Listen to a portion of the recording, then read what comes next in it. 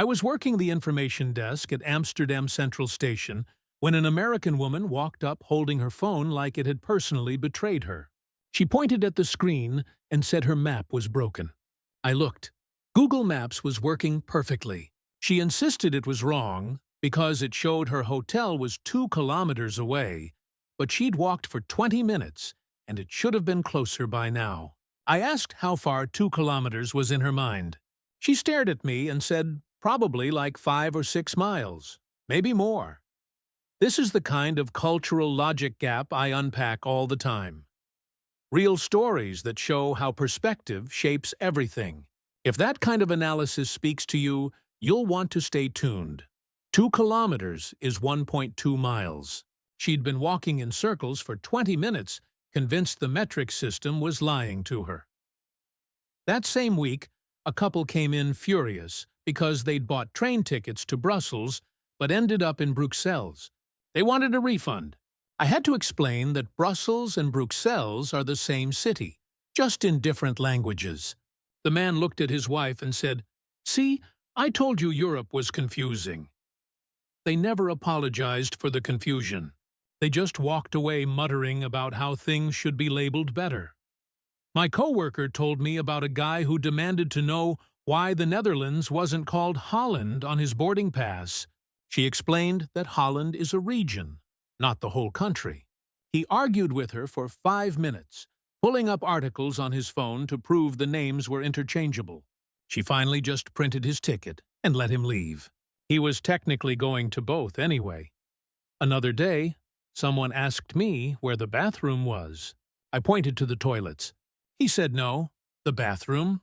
Like, where's the bath? I explained that in Europe we call it the toilet, or WC. He seemed genuinely offended that there wasn't a bathtub in a public train station restroom. He walked away, shaking his head, like I was the one being unreasonable. Here's the thing I noticed after 2 years at that desk. It wasn't that Americans were confused. Everyone gets confused when they travel. It was how they handled being wrong. Most travelers would laugh it off, ask questions, adjust. But there was this pattern where some Americans wouldn't just accept the correction. They'd double down, insist their way made more sense, get frustrated that the world didn't match what they expected. It wasn't about intelligence. It was about something deeper. I explore this pattern constantly. How small cultural defaults reveal massive blind spots. Subscribe if you value context over cliché, a kind of confidence that came from growing up in a place where your version of normal was the default setting for movies, internet, business, everything. When that bubble popped abroad, some people couldn't just adapt. They needed to be right, even when they weren't. And that created some of the most awkward, hilarious, and baffling moments I've ever witnessed. I had a regular at the cafe I worked at in Berlin. American guy, nice enough, been living there for 3 months. One morning he came in annoyed because his landlord charged him for leaving the windows open during winter. He couldn't understand why that was a problem. I explained that in Germany you pay for heating based on usage, and leaving windows open while the radiator runs wastes energy and money for the whole building. He said back home nobody cares about that stuff. I told him he wasn't back home. He went quiet for a second, then said, "Yeah, but it's just air." Like the concept of shared resources in an apartment building was foreign. He eventually paid the fine but never really got why it mattered. My friend worked at a hotel in Prague. She told me about a guest who complained that the elevator was too small. It fit 4 people comfortably, pretty standard size. He said American elevators are bigger and this felt claustrophobic. She explained that European buildings are older, built before modern elevators existed, so they're retrofitted into smaller shafts. He asked why they didn't just make the buildings bigger when they renovated. She didn't know how to respond to that. The building was from the 1800s. You can't just expand stone architecture because someone wants a bigger elevator. He left a bad review mentioning the cramped facilities. A coworker in Vienna told me about a woman who got mad at a restaurant for not having ice in her water. The waiter explained that room temperature water is standard in Austria unless you ask for ice. She said it was unhealthy to drink warm water. that it doesn't hydrate you properly. The waiter, very politely, told her that millions of Europeans drink water without ice daily and manage just fine. She demanded to speak to the manager. The manager brought her ice. She still left a comment card saying the restaurant had poor service standards. There was a guy at a museum in Amsterdam who argued with the guide about World War II dates. The guide said the Netherlands was occupied from 1940 to 1945. The guy interrupted and said America didn't join until 1941, so how could the war have started earlier? The guide explained that the war began in 1939 when Germany invaded Poland, and different countries entered at different times. The guy seemed genuinely surprised that World War II didn't start when America joined. He said his high school history teacher never mentioned that. The guide just moved on with the tour. I watched someone at a pharmacy in Brussels get confused about why paracetamol wasn't called Tylenol. The pharmacist said it's the same drug, just the generic name. The customer insisted it couldn't be the same because the boxes looked different and had different names. The pharmacist showed her the chemical formula on both packages. Identical. She bought it, but said she'd Google it later to make sure. She didn't trust the pharmacist with a degree on the wall behind her. Another time, someone asked me why the date on their train ticket was formatted wrong. It said 18/10/2025. They thought it was a mistake because October doesn't have 18 days. I explained that Europe writes dates as day, month, year, not month, day, year. They asked why Europe does it backwards. I said from their perspective, America does it backwards. They laughed like I'd made a joke. I wasn't joking. A tourist in Copenhagen asked a local why Danes didn't smile more at strangers. The local said it's just cultural. People are polite but not overly friendly to people they don't know. The tourist said that was rude and unfriendly. The Dane explained that in Denmark, being reserved is respectful, and Americans' constant smiling can seem insincere. The tourist said that was a sad way to live. The Dane shrugged and walked away. Someone once told me their Airbnb host was weird because they took off their shoes at the door and expected guests to do the same. They thought it was a personal quirk. I explained that in most of Europe and Asia, removing shoes indoors is normal. They said it seemed paranoid, like, what are you protecting the floor from? I said dirt, germs, street grime. They said they'd never thought about it that way. They still wore shoes inside the Airbnb. I was on a train when an American woman asked the conductor why the train was so quiet. The conductor didn't understand the question. She clarified, why wasn't anyone talking? He said people keep to themselves on public transport. She said it felt eerie, like everyone was mad. He told her it's just considered polite not to disturb others. She spent the rest of the ride loudly FaceTiming someone back home. A guy at a hostel in Madrid asked why Spain ate dinner so late. Someone explained that Spanish culture includes a midday break and late dining, often around 9 or 10 p.m. He said that was impractical and unhealthy. A Spanish guest said their lifestyle works fine for them. The American insisted it couldn't be healthy because his doctor said eating late causes weight gain. The Spanish guy just laughed and said maybe that's why Spain has a longer life expectancy than the U.S. The American didn't have a response to that. I worked at a car rental place in Rome. A customer wanted to drive to Paris for the day. I told him that's about a 15-hour drive. He looked confused and said his phone showed it was only 800 miles, so maybe 5 or 6 hours tops. I explained that European roads aren't like American highways. There are mountains, smaller roads, border stops, city traffic. He insisted his GPS wouldn't lie. I pulled up the actual route. 15 hours minimum, not counting breaks. He got frustrated and said Europe should have better roads. I didn't know what to say to that. He ended up flying. My cousin works at a travel agency in London. She had a client ask if they could take a day trip to Scotland, visit a castle, and be back by dinner. From London, Scotland's a 5-hour train ride one way minimum.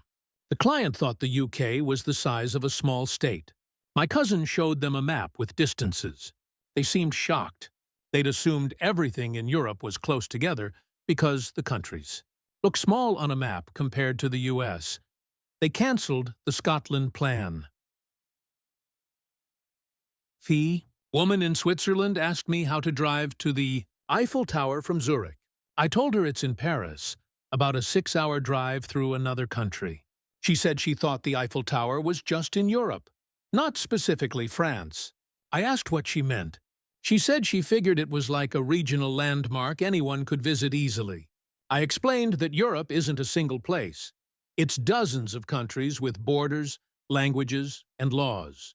She seemed annoyed that travel was so complicated. Someone at a hostel in Athens asked how to get to Santorini by car. Multiple people told them it's an island. They asked if there was a bridge. No bridge. A ferry. Several hours by boat. They asked why Greece didn't build a bridge if it's such a popular destination. Someone explained that the island is over 100 miles offshore in open sea. They said that seemed like poor planning. A guy in Dublin asked a bartender if Ireland was part of the UK. The bartender's face went stone cold. He said no, Ireland is its own country, independent since 1922. The guy said his map app grouped them together. The bartender explained that Northern Ireland is part of the UK, but the Republic of Ireland is separate. The guy asked what the difference was. The bartender just poured his drink and walked away. I had a tourist in Amsterdam ask why we didn't speak Dutch in Amsterdam. I told them we do. They said everyone they'd met spoke English. I explained that most Dutch people are multilingual, but Dutch is still the primary language. They seemed confused about why we'd bother learning English if we had our own language. I said it's useful for business, travel, and tourism. They said that made sense, but still seemed weird. A woman at a train station in Belgium asked which platform for the train to Africa. The agent thought she misspoke. She repeated the question. He asked where in Africa. She said just Africa. Her cruise was stopping there. He explained that Africa is a continent with 54 countries. She'd need to be more specific. She pulled out her itinerary. Morocco. He told her Morocco isn't accessible by train from Belgium. She'd need a flight. She seemed upset that her travel agent hadn't explained that. Someone in Germany asked me why people in Berlin didn't speak German with an accent like in Munich. I explained that German has regional dialects and accents, like American English does between states. They said it was confusing, and Germany should standardize it. I asked if they thought Texas and New York should sound the same. They said that's different. I asked how. They didn't answer. A guy in Norway asked a local why Norway wasn't in the European Union. The local explained that Norway voted to stay out in a referendum. The guy said that seemed stupid because being in the EU is obviously better. The Norwegians said their economy and resources are managed fine independently. The guy insisted they were missing out. The Norwegians smiled and said, Norway has one of the highest standards of living in the world. The conversation ended there. I was at a cafe in Paris when a tourist asked the barista why French people were so rude. The barista asked what happened. The tourist said they'd walked into 3 shops and nobody greeted them enthusiastically. The barista explained that in France, you're expected to greet staff first with bonjour before asking for help. The tourist said that was backwards. Staff should greet customers. The barista said that's not how French culture works. The tourist left without ordering. A woman in Portugal asked why signs weren't in English. Someone explained that Portugal's official language is Portuguese. She said English is the universal language, so why not accommodate tourists? The person said tourists are guests and should make an effort to learn basic phrases. She said that was unrealistic for short trips. They agreed to disagree. Someone asked me why Europeans don't use Fahrenheit. I said because Celsius is the global standard and makes more sense scientifically. 0 is freezing. 100 is boiling. They said Fahrenheit is more precise. I explained Celsius has decimals too. They said it still felt wrong. I said that's just what they're used to. They nodded, but didn't seem convinced. A guy in Italy asked why the Colosseum wasn't restored to look new. A guide explained it's preserved as a historical ruin to maintain its authenticity. He said it would look better fixed up. The guide said that would erase centuries of history. He said tourists would prefer it looking nice. The guide disagreed. He left a review saying the Colosseum was run down. I was at a border checkpoint in France when a driver insisted his American license was valid everywhere. The officer explained that an international driving permit is required in most European countries. The driver said he'd been driving fine for 3 days. The officer said that didn't make it legal. The driver argued that his license was from the US, which meant it should be recognized globally. The officer handed him a fine. He paid but kept muttering about overreach. My friend managed a bookstore in Edinburgh. An American customer asked where the English section was. She said all the books were in English. He clarified, American English, not British English. She explained the books were written in standard English, readable by anyone. He insisted there was a difference and wanted books that used American spelling. She showed him the American authors section. He seemed satisfied but said it was confusing that British books didn't specify the language difference on the cover. A woman in a grocery store in Sweden asked an employee why everything was so expensive. The employee explained that Sweden has higher wages, taxes, and cost of living than the US. The woman said things should cost the same everywhere. The employee said economies don't work that way. She said it felt like a scam. The employee just smiled and kept stocking shelves. Someone at a museum in Greece argued with the guide about ancient history. The guide said the Parthenon was built in the 5th century BC. The visitor said that didn't make sense because America was founded in the 1700s and had the oldest democracy. The guide explained that ancient Greece created democracy 2,000 years earlier. The visitor seemed skeptical. The guide showed them inscriptions and artifacts. They still looked doubtful. A guy in Germany asked why restaurants didn't have free refills. The server said that's an American thing, not standard in Europe. He said it was bad business because refills encourage customers to stay longer. She said European restaurants prefer turnover and don't use refills as a selling point. He said they were losing money. She said German restaurants do fine. He left no tip. I watched someone in the Netherlands argue that tipping should be mandatory. A local explained that service workers earn full wages here, so tipping is optional and smaller. The American said servers rely on tips to survive. The locals said not in Europe. They have contracts and benefits. The American insisted the system was unfair to workers. The local said it's actually fairer because income is stable. They went back and forth until the American just left cash and walked out. A tourist in Denmark asked why Lego was so expensive in Denmark. Someone explained that even though Lego is Danish, prices reflect local taxes and wages. The tourist said it should be cheaper in its home country. The person said that's not how international pricing works. The tourist said it was ironic and felt ripped off. They bought the Lego anyway. A woman in Spain asked a local why siestas exist. The local explained it's a cultural tradition based on climate and lifestyle, allowing people to rest during the hottest part of the day. She said it seemed lazy. The local said Spain's work culture values balance and family time. She said Americans work harder. The local said Americans also have higher stress and burnout rates. She didn't respond.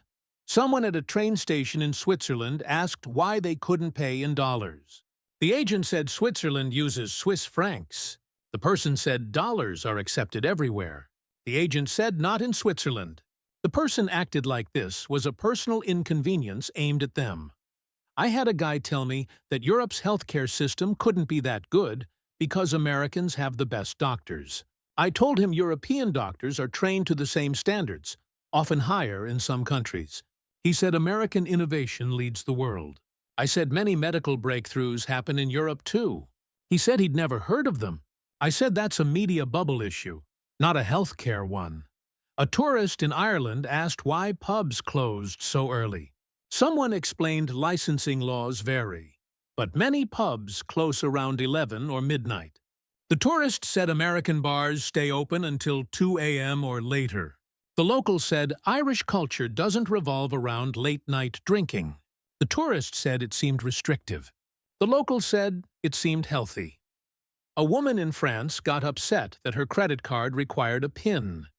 She said American cards just need a signature. The cashier explained that Europe uses chip and PIN for security. She said signatures are more personal. The cashier said PINs are more secure.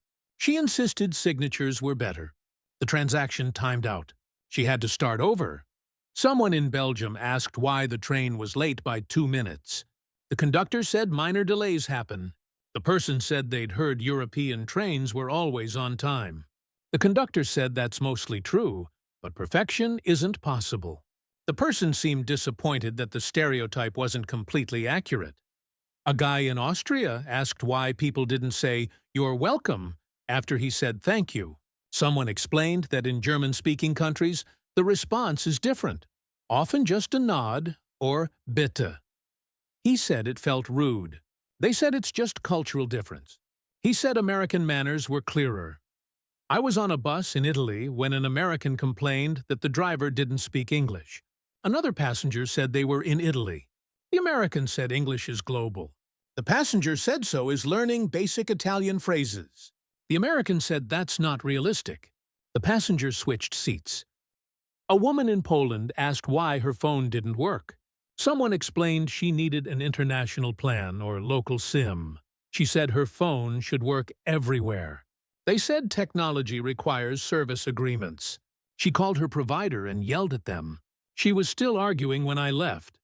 I was back at the Amsterdam information desk when a man asked me for directions to the Anne Frank house.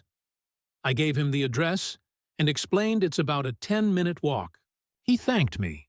Then he paused and asked if I dealt with confused tourists often. I laughed and said constantly, he said he'd been one of them a few years ago. First time in Europe, convinced everything would work like it did back home. He said it took him 3 days to realize nobody else was wrong. He was just in a different place with different rules. He said once he let go of needing things to match his expectations, travel became amazing. That stuck with me. It wasn't about Americans being uniquely difficult. Plenty of tourists from everywhere get confused, frustrated, or stubborn.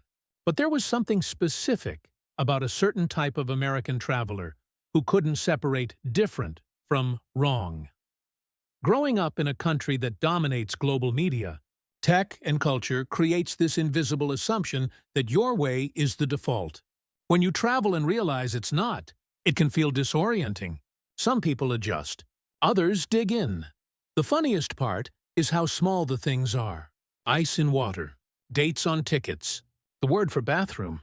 These aren't big deals. But they become big deals when someone can't accept that their version isn't universal.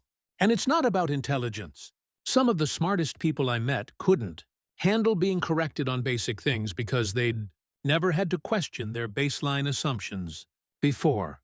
What I learned working that desk is that the best travelers, regardless of where they're from, are the ones who show up ready to be wrong.